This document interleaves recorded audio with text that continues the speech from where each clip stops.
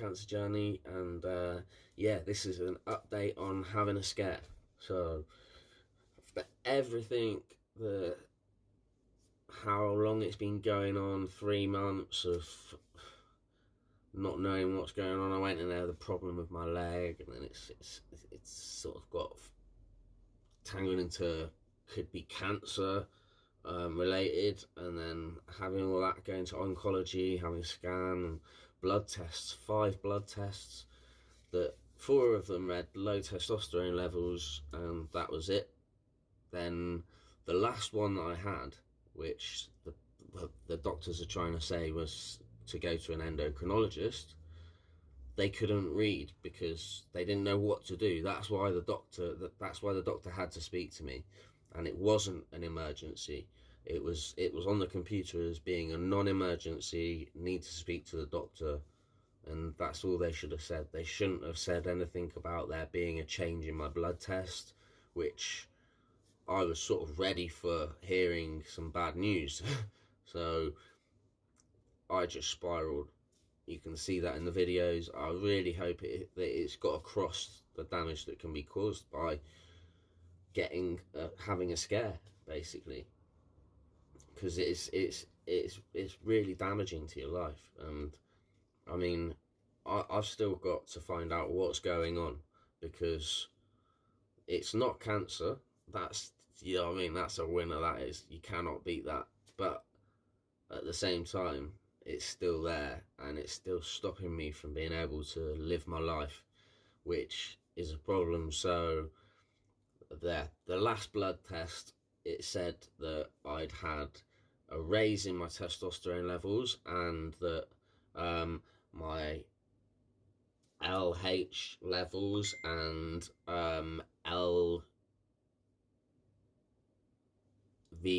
or something like that. There's like 2 other testosterones, that are 2 other hormones that are linked to your pituitary gland, which is at the bottom of your brain where your brain meets your spine.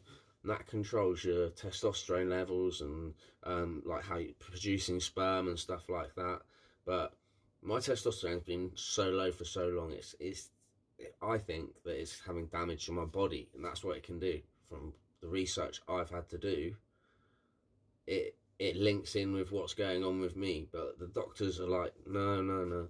The last blood test showed that your testosterone is up. So it's gone from a 7.2 up to higher than 12, like not higher than a 12, but in between 12 and 13. And the other levels, the other 2 hormones, they've shot right up. So it shows me, and they should see this as well, that my pituitary gland is obviously not working properly. And it, you know what I mean, that can happen, and there can be a lot of reasons for that. But like, I don't have cancer, so it's not to do with a tumour.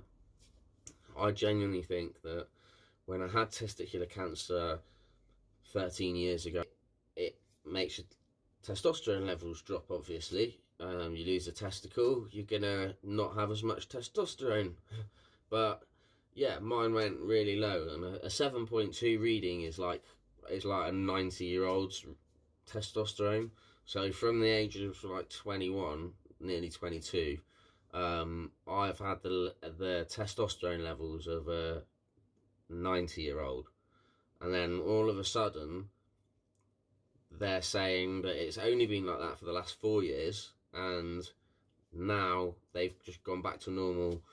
They want me to get a blood test done at some point at 9 o'clock in the morning, because that's the best time to get the reading of your testosterone levels. And then they said that they'll just review it in 6 months' time. That's literally all it said. Didn't say anything else. So I've written down some stuff that I'm going to ask the doctor, and I want to know that why my testosterone would have mended itself when it can't do that. Apparently, you need to. I mean, you can eat stuff like diet and do the right things. I mean, you can boost your testosterone, but it doesn't naturally just mend itself. You have to kind of, you know what I mean, put in some work. and I hadn't been. I didn't even know anything like that, so I hadn't been doing anything like that. So there's no reason for it to have mended itself. But say it did, then I want to know what would cause it to drop suddenly 4 years ago to that lower level, that's such a low level, and not have been picked up.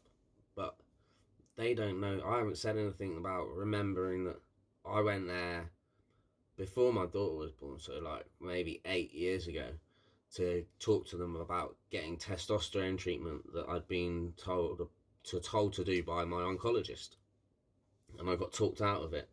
I got told, oh no, it'll start making your anxiety and depression, it'll just make everything worse. And I was like, oh god, no, I don't want that. Like, no, I won't. No, I don't want to. I won't have anything to do with it. And you know what I mean? They really played on the fact that I was scared of having my anxiety and depression get worse. But the thing is, low testosterone levels can cause anxiety and depression. So if they'd have just looked at the low testosterone and thought, okay, we've tried all these these treatments for anxiety and depression, and they were like, you know what I mean, antidepressants and mild medication for anxiety, like nothing strong at that point. It got worse, but yeah, basically I've got to chase them up about this, because I can't just leave it how it is with me being in pain and stuff. I've got a CT scan coming up at some point. I messed up and couldn't make the appointment, even though I didn't even know where the hospital was that they'd given me the appointment at. So it was a bit hard, but I should have phoned up, and that was me. That was a bad thing for me to do. You know what I mean? That's wasted an appointment that someone could have had, and I don't like that. I felt very bad about that, but it's had to go back to oncology and then get a re-referral for it from oncology, who I don't know why they got involved with the last blood test, because it should have just been an endocrinologist, and I haven't heard from an endocrinologist at all. The only letter I've got, I think, is I've got a letter actually, that I managed to like have to having a go at the doctor, which I didn't like. I did have a rant at him, but I got a letter sent out with a copy, and they got a letter on the 1st of September asking for another blood test. And in that time, in the last month, I've had at least 2 blood tests. So, like, I don't get what the last blood test was for. There's just all these like bits that don't make sense.